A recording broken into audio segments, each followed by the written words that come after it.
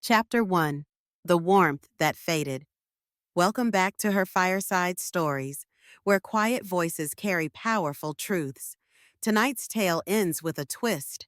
A mother, cast out by her son, reclaims the very home she built because her name was still on the deed. But how did it come to that? And what happened when the baby arrived? Stay with us to hear the full story of love, silence, and a mother's quiet strength. Don't forget to subscribe and tell us in the comments, where are you listening from and what moment hits you the hardest? Get out of my house right now! My son's voice thundered through the living room like a shotgun blast, leaving my heart pounding in my chest. In that single instant, I realized the home I had nurtured for years, the place I invested my life savings in, no longer considered me a welcome presence. My name is Helen Lockwood, and I'm pushing 70. With my silver hair pinned into a neat chignon and my hands often trembling from age, I never thought I'd witness my only child, Lucas, ordering me to leave the property as if I were no more than a tenant who'd overstayed her welcome. Lucas, tall and broad-shouldered, wore his dark hair in a short, modern crop.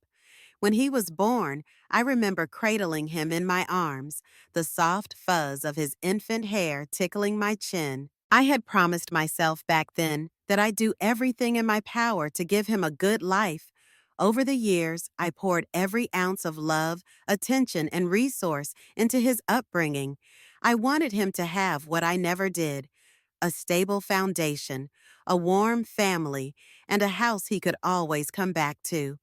For the longest time, that dream seemed real, maybe even close to perfect. We managed to buy a comfortable property on the outskirts of town. At first, it was just a quaint two-bedroom house. But as Lucas grew older, I worked day and night to add extensions: an extra guest room, a small sunlit nook by the kitchen, a cozy living space at the back. I took on extra shifts at the local diner, then accepted freelance tailoring jobs during weekends. Anything to afford the mortgage and improvements so that my son would never feel cramped or deprived. But that day, as he stood there telling me to leave, the love I had for this house felt tainted. The son who had once clung to my apron strings was now looking at me with eyes full of anger, spurred on by his wife, Marissa, who had proven time and again that her heart had little room for me. I felt my stomach churn with disbelief. Little did they know, I still held the title deed that bore my name. Marissa was significantly younger than Lucas by a couple of years, yet she carried herself with a poised confidence that had appealed to him instantly. She sported a sleek bob, dyed in a subtle honey blonde shade, styled to frame her high cheekbones. When they first started dating, I admit I was excited. My boy had finally found someone who seemed to care for him. But in the year they'd been married, her behavior toward me gradually shifted. It started small. She would make snide remarks about the way I rearranged the living room, claiming my style was outdated. She'd openly criticize my cooking, saying it was too salty, too oily, or that it made her stomach uneasy. At first, I dismissed these comments as mere generational differences. I wanted to maintain peace. After all, isn't it the mother-in-law's job to adapt to the new couple's preferences? Or so I believed. Marissa's criticisms, though, soon turned into subtle orders. "Helen, could you not use that old pot anymore? It's rusty and gross." "Helen, please don't put your crocheting stuff here. It's an eyesore." Before long, it was, "Helen, please cook for our dinner party. Oh, and can you watch over the guests? Lucas and I need to go out for some fresh air." I found myself morphing into a live-in housekeeper, always available to do chores, run errands, and whip up something in the kitchen whenever they snapped their fingers. When I finally mustered the courage to mention I felt disrespected, Lucas shrugged it off. "Mom, you know how Marissa is. She's just particular." He would wrap an arm around my shoulders, the way he used to when he was a teenager, craving my warmth, and add, "Don't worry, she means well." But each time he said that, he failed to address the mounting tension. And each time I swallowed my hurt, naively believing that pleasing them both would maintain harmony in the household. That was how I became an invisible pillar in my own home, present enough to keep things standing, but not significant enough to be seen or heard. The final blow came the week I caught the flu. My body, worn down from overwork and constant stress, simply gave in. I could hardly stand without feeling lightheaded. Every muscle ached. In the past, Lucas would have tended to me, checking on me every hour, making sure I had soup or hot tea. But now, no one seemed to notice. I remember staggering into the living room, seeking a moment of rest on the couch, only to be confronted by Marissa, who demanded, "If you're sick, you should go to your own room. We don't want germs all over our sofa." Her words were followed by a cringe-worthy, forced laugh, as if trying to mask the rudeness behind a veil of politeness. Lucas just stood there, eyes downcast, not saying a word in my defense. My heart felt like it was splintering. Didn't he realize that I was suffering? That same evening, my son approached me, face stern, to echo Marissa's wishes in a more direct manner. "Mom, we really think you should go stay with a friend while you get better. Marissa is pregnant." That last sentence felt like a slap. Pregnant? They never told me. My own grandchild, kept a secret. The house that I had built for my family was suddenly no place for me. I was burdensome, a potential danger to the unborn baby. That night, the choice was made for me. Or so they thought. "Pack your things," Lucas ordered. His voice was cold, final, and entirely unfamiliar. Broken and wounded, I complied without a fight. But as I zipped my suitcase, tears blurring my vision, a thought flickered in my mind. "I'm still on the deed? Do they not remember that?" I let that knowledge settle like an ember in the ashes of my sorrow. Are you still with me? Let me know by commenting 1 if you're finding this compelling, or 2 if you think there's room for improvement. Chapter 2. How a Mother Becomes Invisible. I found temporary shelter at my close friend, Denise's place. Denise, with her curly salt and pepper hair and gentle eyes, welcomed me like a sister. She lived alone in a modest townhouse downtown, not far from the old diner where I used to work. For a few days, I lay in bed, my fever raging, while she doted on me with homemade remedies, warm compresses, ginger tea, and unspoken sympathy. Despite Denise's kindness, I couldn't stifle the bitterness clawing at my heart. How could my own son cast me out during my weakest moment? I kept replaying the sound of his voice. "Go. You're not safe for the baby."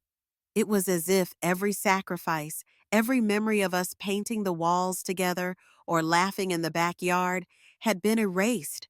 I had never felt so powerless and invisible in my life. Denise gently suggested that maybe Lucas and Marissa were just anxious about the pregnancy.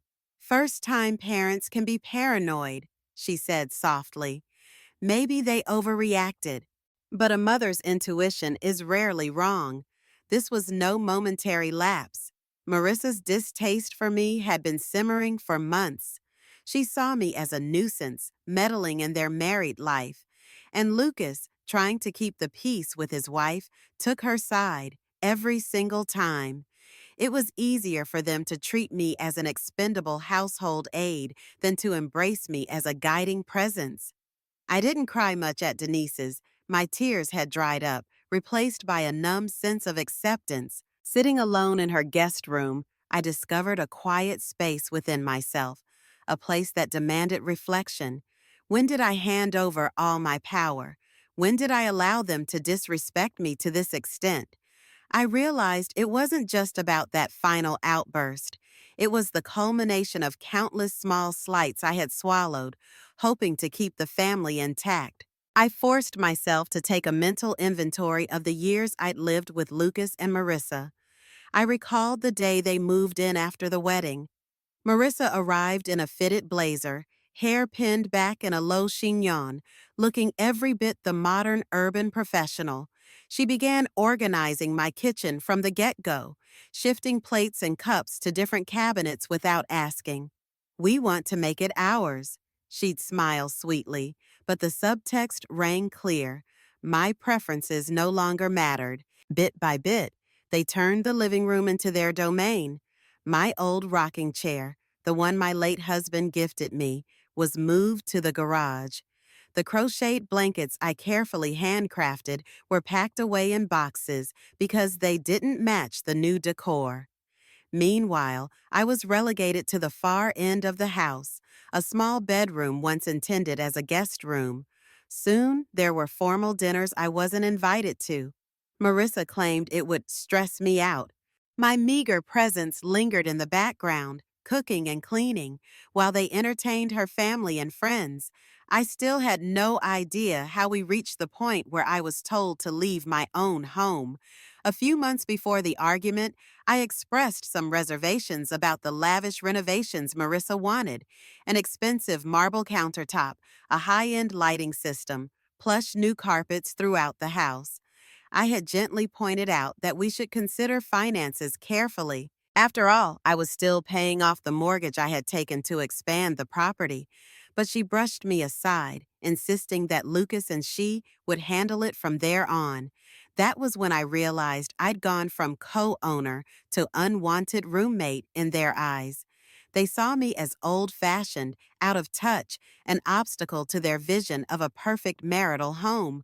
My pleas and concerns only confirmed to them that I no longer belonged. It was a slow fade out of my identity, culminating in that moment when my son roared for me to pack my bags.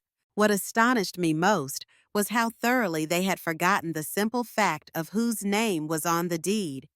The original house was purchased decades ago, when Lucas was still a child.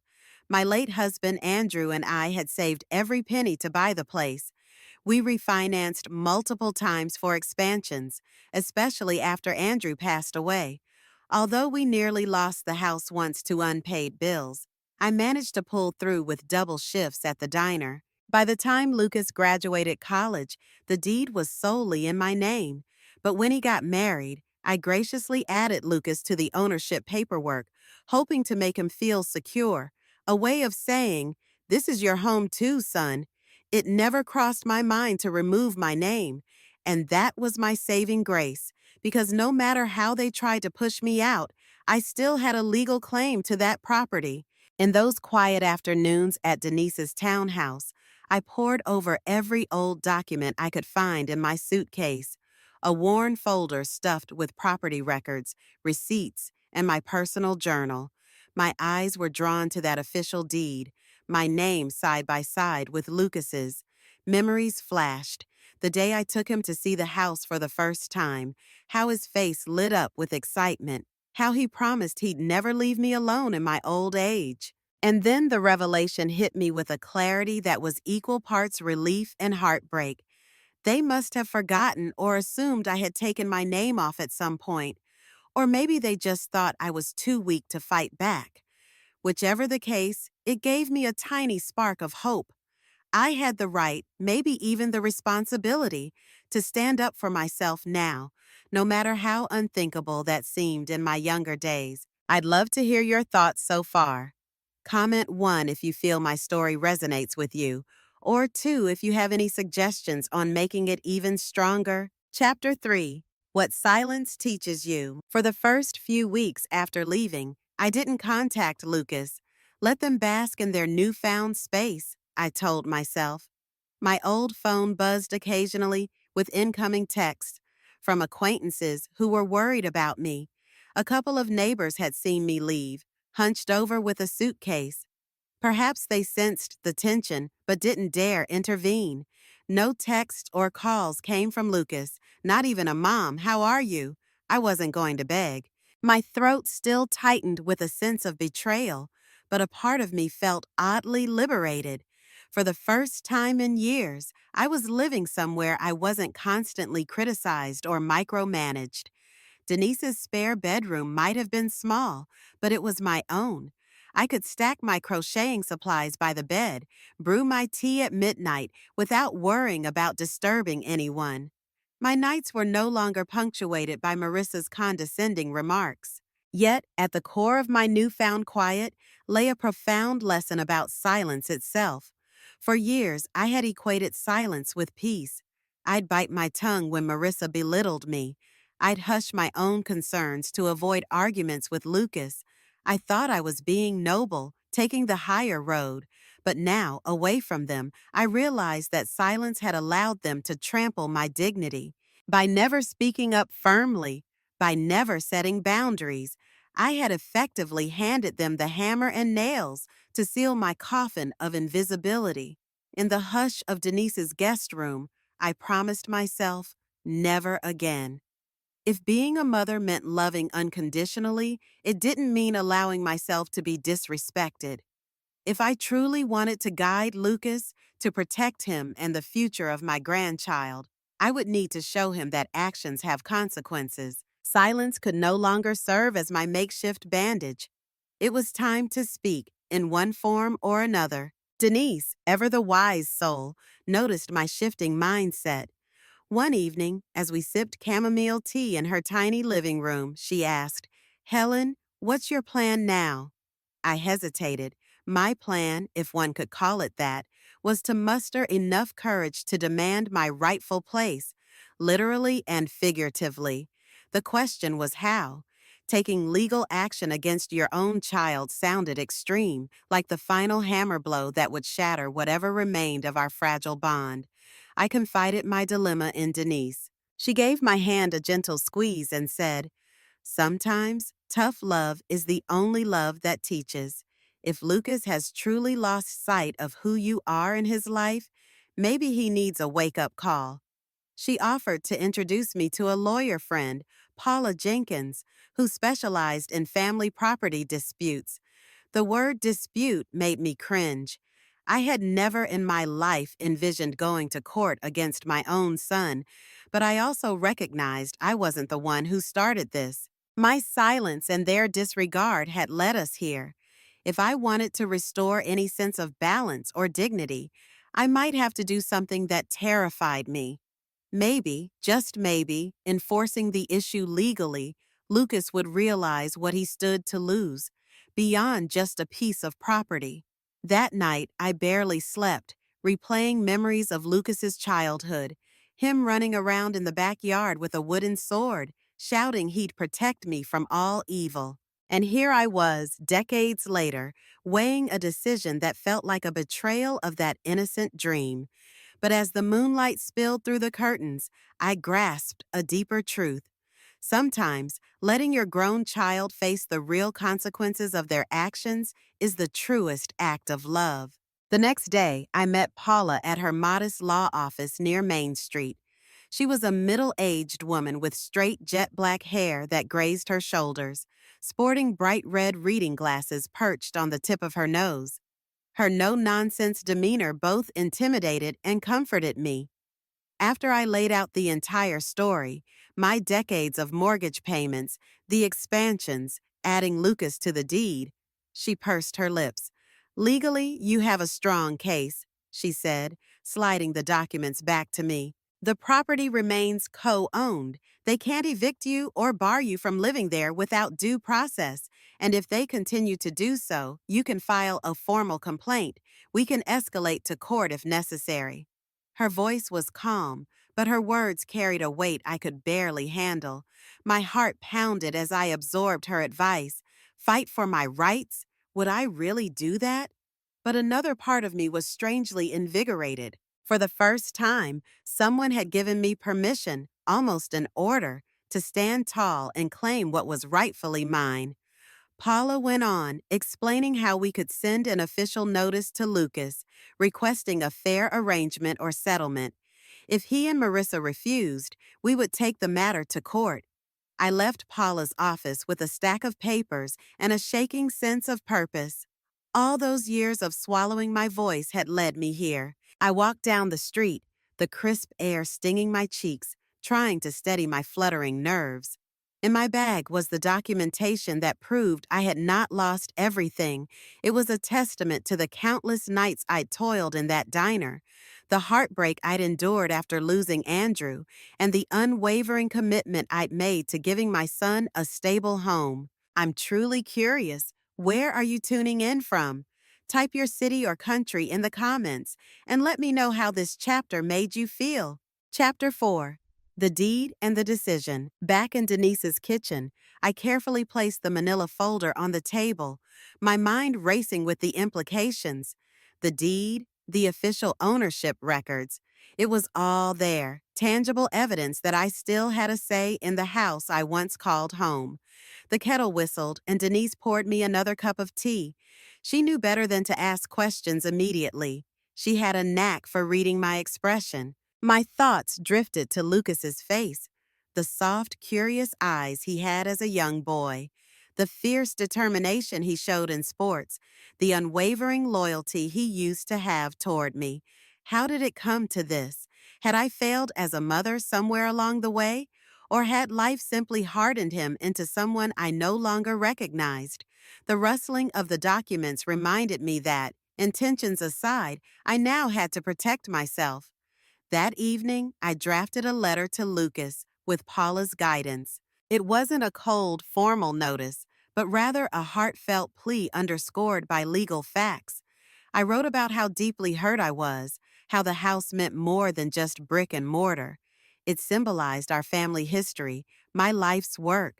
I concluded by stating that I still had legal co-ownership and couldn't be forcibly removed. Then I asked him to meet me face to face so we could resolve this before things escalated. Placing that letter in an envelope, my hands trembled at the thought of him reading it. I had never wanted to push Lucas away, never wanted him to feel cornered or attacked. But this was bigger than my fear of confrontation. It was about reclaiming my dignity and reminding my son that respect was non-negotiable. I sealed the envelope with a mixture of sadness and resolve, praying that this step would jolt him into remembering the mother he once adored. Denise offered to drop off the letter at Lucas's mailbox the next morning. I stayed behind, pacing the living room in an uncharacteristic display of nerves. Every time my phone buzzed, my heart jumped. But it was never Lucas. Moments dragged into hours, hours into an entire day, and still no response. Late that evening, my phone finally lit up with his caller ID. I froze. Steeling myself, I answered. "Mom," he said quietly, sounding hesitant. I got your letter." My breath caught in my throat, torn between relief that he'd called and dread for what might follow. "I didn't mean for things to go this far," he continued. "Marissa and we just thought you'd be happier elsewhere." His words stung, but I listened, letting him unravel the justifications he'd built in his mind. He insisted that they only wanted to protect their unborn baby from my flu germs, that Marissa never intended to disrespect me, that I'd misunderstood everything. I didn't argue back. I simply told him I wanted a fair conversation, face to face, about the house. After a long pause, Lucas sighed. "Okay, let's meet, but I can't promise Marissa will join." I hung up, feeling a tangled web of emotions, relief, anger, longing. Lucas's call sounded half apology, half excuse, and I wasn't sure which half to believe. But at least it was a start. Maybe the letter had shaken him enough to realize I wouldn't just fade away quietly. I was still part of his life, whether he liked it or not, and I still had a rightful claim to the home we shared. That night, I barely slept. My mind swirled with what might happen next. Would we reconcile, or would this confrontation drive us further apart? Despite the uncertainty, I clung to a slim thread of hope. After all, while the law was on my side, my heart yearned for something more, a genuine acknowledgement of my pain and a sign that the little boy I once nurtured was still in there somewhere, buried beneath adult pride and marital pressures. We agreed to meet at a local cafe the following afternoon, neutral ground, away from the house. I arrived early, claiming a small table near the window. The soft hum of chatter and the smell of fresh coffee did little to calm my nerves. When Lucas finally walked in, I almost didn't recognize him. He looked worn, as though he'd aged years in just a few weeks. His hair, once meticulously cropped, appeared disheveled, and there were faint shadows beneath his eyes. He took a seat across from me, hands clasped together. For a moment, neither of us spoke. Then he murmured, "Mom, I'm sorry." My throat tightened, tears threatening to fall, but I held firm, determined not to let emotions derail this conversation. "Lucas, do you realize how much you've hurt me?" I asked softly. His gaze dropped to the table. I didn't think. "Marissa and well, she feels like you don't respect our space, and I guess I just went along with it. I never meant to push you away permanently." I exhaled, remembering that letter and all the legal documents waiting in Paula's office. "You put me out in the cold," I said, my voice trembling. It wasn't just about germs or space. It was about discarding me like I was disposable. And that's not something I can forget easily. Lucas swallowed hard, his eyes glistening with regret. He fumbled for words. I, I'm going to be a father, Mom. I'm scared. Marissa wants everything perfect, and His voice trailed off. A wave of sympathy washed over me, conflicting with my own resentment. Could fear really justify the callous way he'd treated me? Let me know how you feel about Lucas at this point. Comment 1 if you understand his fear, or 2 if you think he's crossed the line. I appreciate all your thoughts. Chapter 5. The Shock of a Signature. A few days after our tense cafe meeting, I received a call from Paula, my lawyer. "Helen, I've just sent them a formal notice," she announced, her tone measured. "We've given your son an opportunity to discuss an amicable settlement or arrangement. If he refuses, we'll have to move forward with legal proceedings." A lump formed in my throat. This was the last thing I wanted, yet it was the only path left to protect my interests. Tension simmered for another week without word from Lucas or Marissa. Then, out of the blue, I got a furious voicemail from Marissa herself. She accused me of meddling, of trying to sabotage their new family. "You're really taking this to court? How dare you? Lucas told me you were just bluffing." Her voice oozed venom, intensifying my resolve. Clearly, she thought my love for Lucas would make me roll over and surrender. But I couldn't, not this time. The next morning, Paula filed the paperwork for an official property dispute claim. Suddenly, everything sped up.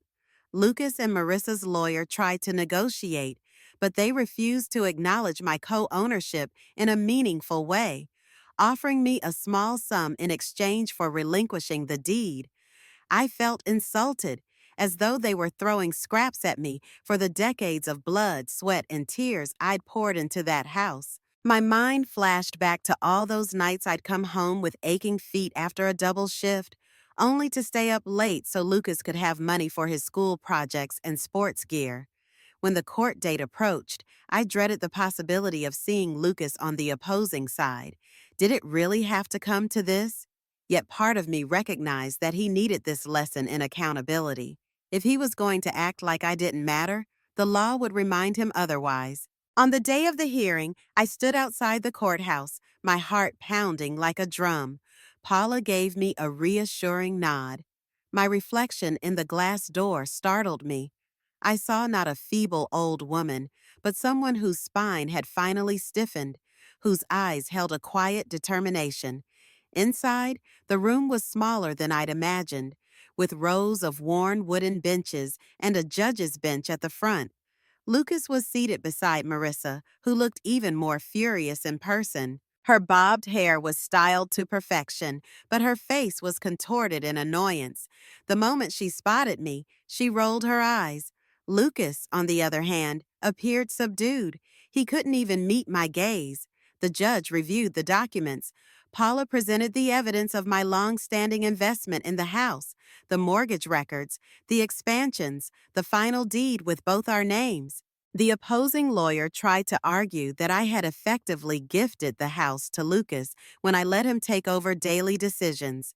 But Paula swiftly pointed out that daily decisions are not the same as legal ownership. The judge seemed unimpressed by their argument. As we left the courthouse, Paula informed me that the next step was a final ruling, which would likely be in my favor if Lucas and Marissa didn't produce new evidence. I peered across the corridor to see Marissa jabbing a finger at Lucas, blaming him, no doubt. He just stared at the ground, a mix of shame and resentment etched into his features. For the first time, I felt a pang of pity for him. He was caught between his wife's demands and the legal ramifications of betraying the one person who had always stood by him. Sure enough, a week later, the court made its ruling. I was the legitimate co-owner and had every right to decide the property's future. If Lucas and Marissa couldn't come to an agreement with me, the court could force a partition or a sale, ensuring I received a fair share. The gavel came down, and in that moment, a wave of relief and heartbreak washed over me. Lucas looked utterly defeated. I watched him slump in his seat while Marissa hissed something under her breath. The courtroom was practically silent as the judge moved on to the next case. We stepped into the hallway, the echo of footsteps seeming to amplify the emotional chasm between us. I glanced at Lucas, remembering how he used to cling to my hand when crossing the street, how he once declared he would build me a house in the future so I'd never have to worry about anything again. Now, the only house we had was tearing our family apart. I approached him gingerly, hoping for some sign of reconciliation. He blinked, tears glistening in the corner of his eyes, but said nothing. Marissa grabbed his arm and pulled him away. I stood there, feeling the final blow, the realization that not only had I won legally, but I had lost something precious emotionally. That night, I lay awake in Denise's guest room, staring at the ceiling. A swirl of conflicting emotions turned in my mind. This victory was necessary. It reaffirmed my dignity and protected my rights. But the cost was steep. I prayed that Lucas would reach out again, that we could salvage even a fragment of our bond. Was it still possible? If you've made it this far, let me know by typing 1 if you believe justice has been served, or 2 if you think it came at too high a price. Chapter 6. Returning without noise. With the ruling in my favor, I was legally allowed to return to the home that bore my name. Yet I didn't rush back with a triumphant roar. Instead, I quietly made arrangements to move in while Lucas and Marissa were out one weekend, thinking it would spare us all a painful scene. Entering the house felt surreal, like stepping into a memory half forgotten. The furniture was rearranged, the walls freshly painted. My old rocking chair, where was it? I wandered through the rooms until I found it covered in dust in the garage. Carefully, I wiped it clean with a cloth. The smell of dust and old varnish reminded me of simpler times, when that chair was my sanctuary during late-night feedings with baby Lucas. I began the process of cleaning the house room by room, not to restore it to my taste, but to refamiliarize myself with a place I had thought was lost. It was strangely cathartic. There was no fanfare, no big celebration, just me, a mop, and the echoes of years gone by. In the living room, I placed a small vase of fresh flowers on the coffee table, something to bring a bit of life back into the sterile space. For a while, I wondered what would happen if Lucas or Marissa burst through the door, outraged to see me there. But the weekend passed quietly. Late Sunday night, I heard their car in the driveway. My heart hammered. Were we in for another shouting match? But they never entered the house.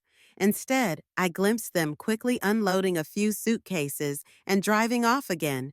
Perhaps they decided to move out temporarily, maybe to avoid confronting me. The next morning, the sun filtered in through the kitchen window, illuminating the specks of dust I'd stirred up. The house was silent, almost eerily so. I brewed myself a cup of tea using the old kettle I found at the back of a cupboard. For a moment, I closed my eyes, letting the warmth of the mug and the morning air remind me that I was home, my home. Instead of bitterness, I felt an odd sense of peace. Yes, the circumstances were far from ideal, and the heartbreak between Lucas and me was still unresolved. But for the first time in years, I had reclaimed not just a physical space, but also a mental one. I no longer felt like an invisible servant. This time, I was the rightful occupant who would decide how to live here. I spent the day tidying up more spaces, carefully packing away items that belonged to Lucas and Marissa so they wouldn't get damaged. I wasn't looking to punish them by discarding their belongings. Despite everything, they were still family.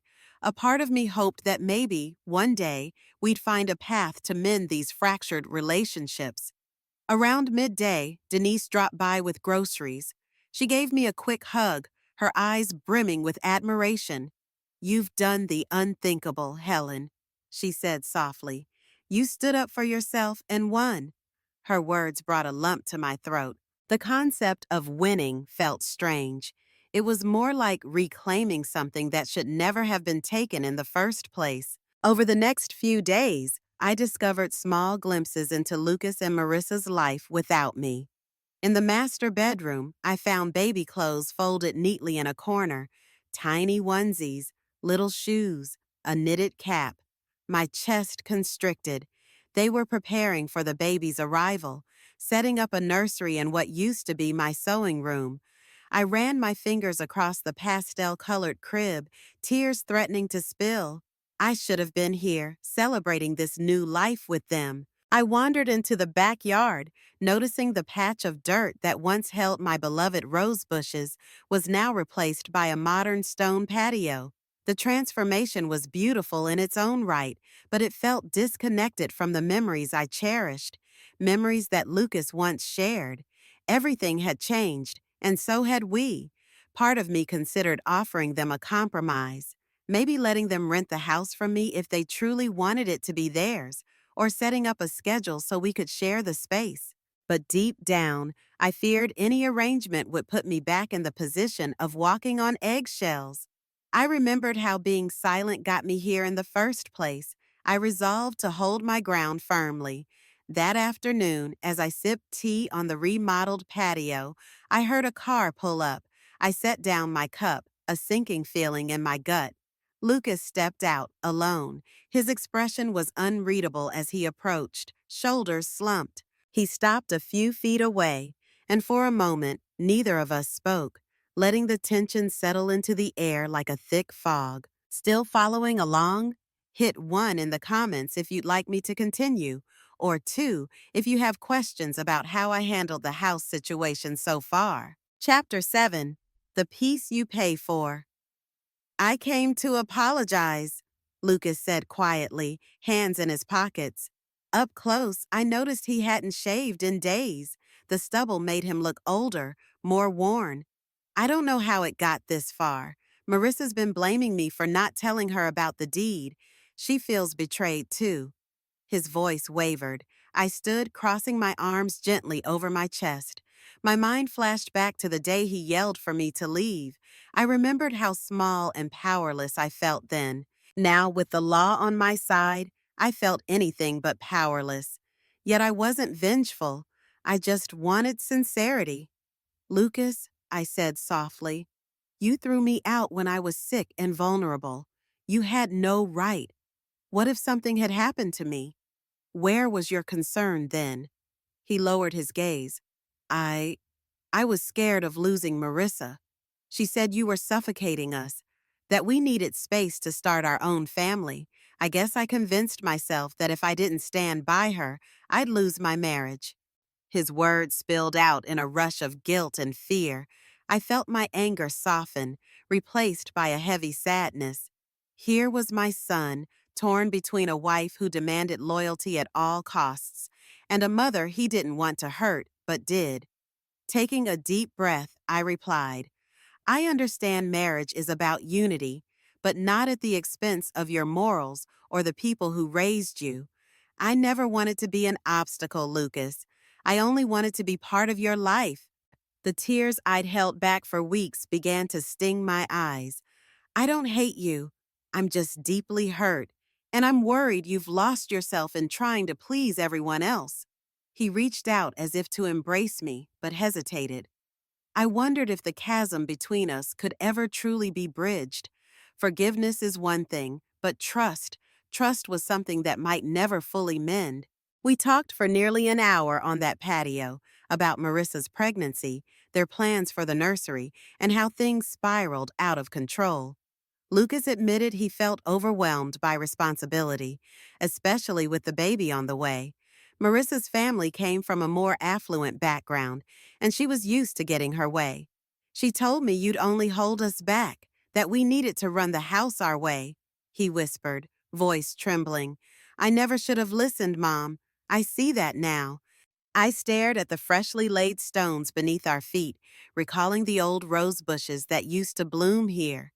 Maybe we both mourned something that had been uprooted. Despite my hurt, I found a measure of compassion for him. Parenting is tough, marriage is tougher, and he was still grappling with how to navigate both. That didn't erase the damage, but it offered a lens to see why he acted the way he did. Eventually, he asked, So, how do we move forward? I paused, uncertain. The legal victory had granted me control, but did I want to keep living in a house filled with memories of betrayal and conflict? The thought weighed heavily on my heart. I answered carefully. We move forward by being honest. I won't surrender my share, Lucas. This house is also mine, but I'm willing to sit down and find a solution that ensures we all have peace, even if that means you and Marissa choose to live elsewhere. He nodded slowly, like a student learning a difficult lesson. I get it, he whispered. I'm so sorry, Mom. There was a sincerity in his voice that made me believe he meant it, at least in that moment. I reached out, placing a hand on his arm. A small, fragile step, but a step nonetheless. Over the following weeks, Lucas tried to patch things up. He called more often, updated me on Marissa's prenatal checkups. She stayed distant, barely a word of apology. It stung, but I told myself not to dwell. People show remorse in different ways, if they show it at all. Meanwhile, I continued living in the house, quietly restoring parts of it that had fallen into disrepair. One afternoon, I received an unexpected visitor, a realtor sent by Marissa. Mrs. Lockwood, he greeted me politely.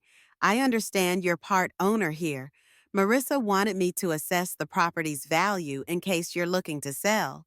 My stomach twisted at the idea. Sell the home I'd fought so hard to keep? My first instinct was anger. How dare they jump ahead without talking to me? But then I took a measured breath. Perhaps this was their way of finding closure. I escorted the realtor around, pointing out the improvements I'd made, the expansions that had cost me sweat and tears. My voice caught when we passed the corner where Lucas once displayed his soccer trophies, the hallway where I had pinned his artwork from kindergarten. The realtor dutifully took notes, oblivious to the personal significance each space held. After he left, I contemplated the prospect of selling. Could I really let go of this place? On one hand, the memories here had turned bittersweet, overshadowed by the hurt Lucas inflicted. On the other, these walls also held stories of laughter, growth, and love. I was torn, sell and start fresh, or stay and keep the connection alive, no matter how painful. Would you sell if you were in my shoes? Or would you stay and make it your own again? Comment 1 for selling or 2 for staying. I can't wait to hear your thoughts. Ultimately, I decided to take a step back and let time guide me. The court had upheld my rights. Lucas was trying, albeit clumsily, to mend fences, and the baby would be arriving soon. I told the realtor I wasn't ready to make a decision and asked him to leave my number with Marissa in case she wanted a direct conversation. Unsurprisingly, no call came. I resumed a semblance of normalcy in the house, baking bread in the kitchen, crocheting a new blanket in the evenings. My rocking chair became a favorite spot once again, only this time I often found myself looking at the door, wondering if Lucas might walk in unexpectedly. On a few occasions, he dropped by with groceries, trying to help. We'd talk about the baby, how close the due date was, the name they had in mind, Evelyn if it's a girl, Benjamin if it's a boy. The glimmer of paternal excitement in his eyes reignited my motherly affection. Yet, there was a boundary between us now, an unspoken line that had formed the day he kicked me out. We both knew we couldn't fully go back to how things were. He never asked me to move out again, and I never asked him to move back in. It was a stalemate of sorts, with the house sitting as a silent witness to the fractured state of our family. One morning, while I was sweeping the front porch, a car pulled up. Lucas stepped out, hurried and anxious, announcing that Marissa had gone into labor. My heart jumped into my throat. "She wants you there," he said, breathless. "Or at least, I want you there." Without hesitation, I tossed the broom aside, grabbed my coat, and climbed into his car. Maybe this was the universe's way of giving us a chance to mend. The hospital corridors smelled of antiseptics and coffee. Nurses darted back and forth, their scrubs a blur of color. Lucas led me to Marissa's room, where I found her in the midst of painful contractions. Her hair was disheveled, her makeup gone, a raw vulnerability in her eyes. For a moment, we locked gazes. There was no animosity there, just the shared human experience of welcoming a new life into the world. She cried out in pain, and Lucas took her hand. Feeling unsure, I hovered near the doorway, not wanting to overstep. But then Marissa surprised me. She looked my way and nodded, almost imperceptibly, as if acknowledging I could stay.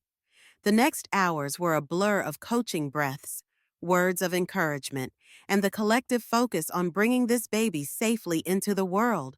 When the infant's cry finally pierced the air, tears streamed down my face. The doctor announced, "It's a girl!" A wave of relief and joy flooded me. Lucas turned, beaming through exhausted eyes, and I caught a glimpse of the little soul we'd all been waiting for. Evelyn, a tiny wrinkled bundle of pure innocence cradled in Marissa's arms. In that fragile moment, everything else seemed to melt away. The property dispute, the court battles, the harsh words, the heartbreak. We were 3 generations bound by blood and history, welcoming a miracle into our midst. I stepped forward, extending a hand to gently touch Evelyn's soft cheek. Marissa didn't pull away. Instead, she let out a shaky breath that sounded a bit like gratitude. In the days that followed, I found myself at the hospital more often than not, helping feed Evelyn, rocking her when Marissa needed rest. The tension between Marissa and me lingered in the background, but it was overshadowed by the immediate demands of caring for a newborn. Lucas, for his part, seemed determined to prove he had changed. He'd pass Evelyn to me with a sheepish smile, apologizing again for how he treated me. I didn't sugarcoat my feelings, but I also recognized that healing requires patience. I told him I still needed time to fully forgive. Love doesn't vanish overnight, but neither do scars. He nodded, and for once listened without defense or excuses. It felt like the slightest crack in the wall of misunderstanding we'd built around ourselves. When Marissa was discharged, Lucas drove her and the baby back to a small apartment they had rented, leaving the big house to me. I offered to help them get settled, but Marissa declined, politely though. Perhaps she wasn't ready to fold me into her new family dynamic. And maybe that was okay. Sometimes bridging the gap starts with baby steps, literal ones, in Evelyn's case. I returned to the house, noticing how empty it felt. For a second, I missed the hustle of having a full household. But then I reminded myself, peace doesn't mean perfection.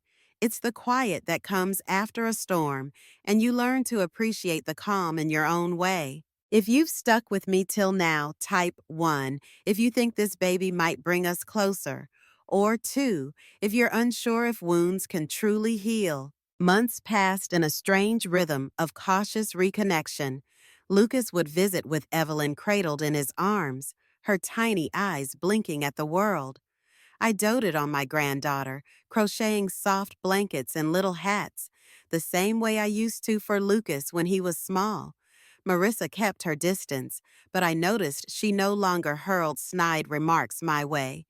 Maybe motherhood had softened her edges, or maybe she recognized that I had my own place in Evelyn's life, one she couldn't simply erase. As for the house, I maintained it, but resisted any major transformations. The for sale sign never went up.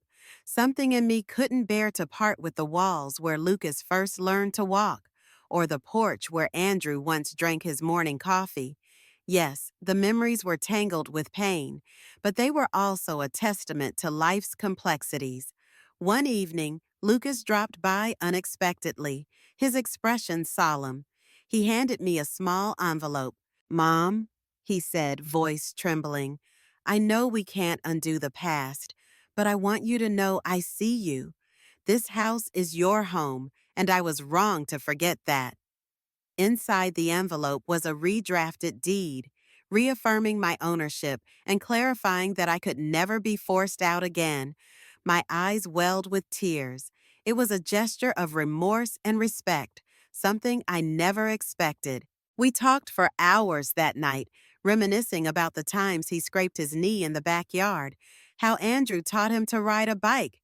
He asked if he and Marissa could bring Evelyn over for Sunday lunches from time to let her grow up with Grandma Helen in her life. Of course, I said yes, though I cautioned him. "This doesn't fix everything overnight, Lucas, but it's a start." He nodded, understanding that sometimes the path to redemption is long and winding. With each passing day, the edges of our relationship smoothed out. Lucas worked harder to bridge the gap, showing up with grocery bags or offering to help around the property. Slowly, I found my anger melting into cautious optimism. The bruises on my heart didn't vanish. They'd simply become part of my tapestry. Marissa remained guarded. She'd come along on some of Lucas's visits, watch me interact with Evelyn, and stay mostly silent. Yet I caught her smiling a few times, especially when I'd cradle Evelyn and hum old lullabies. I suspect she realized that despite the legal battles, I only ever wanted to be part of my son's, and now her daughter's, family. Of course, life is rarely neat. We had our tense moments. Once, Marissa complained about the musty smell of my crocheted blankets, and Lucas shot her a warning glance. I quietly took the blanket back, washing it in a fresh scented detergent. I didn't see it as defeat. Instead, I saw it as a small compromise for the sake of peace. Over time, such adjustments stacked up, forging a fragile truce. Meanwhile, the house stood as both a shelter and a reminder. Every room I cleaned, every corner I dusted, recalled a piece of my past and a lesson about self-respect. If I had to boil it down, I'd say the experience taught me that love must have boundaries. A mother's unconditional love doesn't mean being a doormat. Sometimes it means standing firm so those you love can recognize the value of your presence. Now, after a roller coaster of betrayal, legal battles, and a painful reckoning, I sit on the front porch with a cup of tea each morning, greeting the sunrise. My rocking chair creaks softly as I think about how far we've come.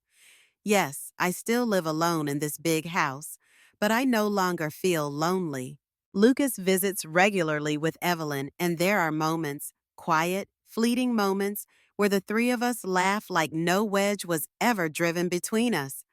The generational gap remains, and the wounds are far from perfectly healed. But the tension has eased into an understanding that no single party is the complete villain or victim. We made choices, we faced consequences, and we survived. I've reached a stage in my life where I see the beauty in flawed stories, the ones that don't wrap up neatly with bows and sweet endings. I often get asked if I regret fighting for my rights. The truth is, I regret the pain, but not the stand I took. Without that stand, I'd still be invisible. overshadowed by my own silence. Sometimes peace isn't free. It's purchased with tears, heartbreak, and the unwavering resolve to say, I matter too. As for the house, it remains my safe harbor. The walls echo with memories, some painful, some joyous, but all part of the tapestry that is my life. And if one day Lucas and Marissa decide they truly want to make this house their home again, they'll find my door open. But this time, they'll also find a mother who knows her worth and won't be cast aside so easily. Engagement prompt. How do you feel about the story's resolution? Comment 1. If you believe we've found a healthy balance, or 2, if you think there's still more healing to do. I value your input so deeply.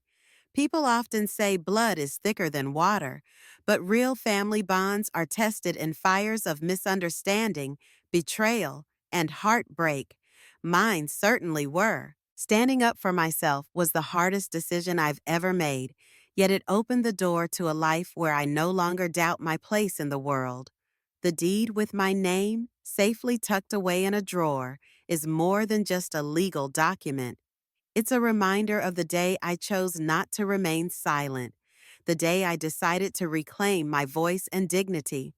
Lucas continues to grow into his role as a father, finding a balance between Marissa's expectations and his own moral compass. We're not a fairy tale family, but I love him and his new little family just the same.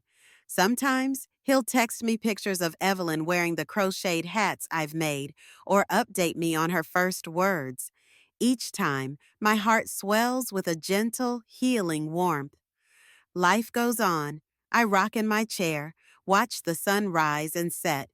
Some nights I still lie awake and remember the sting of his angry words. But those memories have less power over me now. I've learned that motherhood is a journey from dependence to independence, from teaching your child to stand on their own 2 feet, to reminding them you also stand on yours. If my story can teach anything, it's that silence can be a prison and speaking up can set you free, even if it shatters certain illusions in the process. I'll always wish it hadn't come to this, but I'm grateful I had the strength to protect myself when it did. Because in the end, a mother's love is boundless, but love without respect is just another form of bondage. I wish Marissa and Lucas well. I truly do. And I look forward to the day Evelyn is old enough to ask me about our family history. I'll tell her with gentle honesty and a hopeful heart that sometimes it takes a tumultuous storm before we find the calm on the other side. Thank you for spending time with us at her Fireside Stories. If this story touched your heart, if you've ever felt overlooked or had to reclaim your place in a world that forgot your worth, know that you are not alone. Our heroine didn't raise her voice. She didn't seek revenge. She simply stood up, quietly, firmly, and let the truth speak for itself. And in doing so, she reminded us all that a mother's love deserves respect, not silence. Please subscribe to the channel if you haven't already, and help us continue sharing stories that honor life's toughest truths and most beautiful redemptions. Share your thoughts in the comments. What part of this story resonated most with you? Have you ever had to stand your ground for the sake of your dignity? We read every word you write. Until next time, stay strong and stay kind.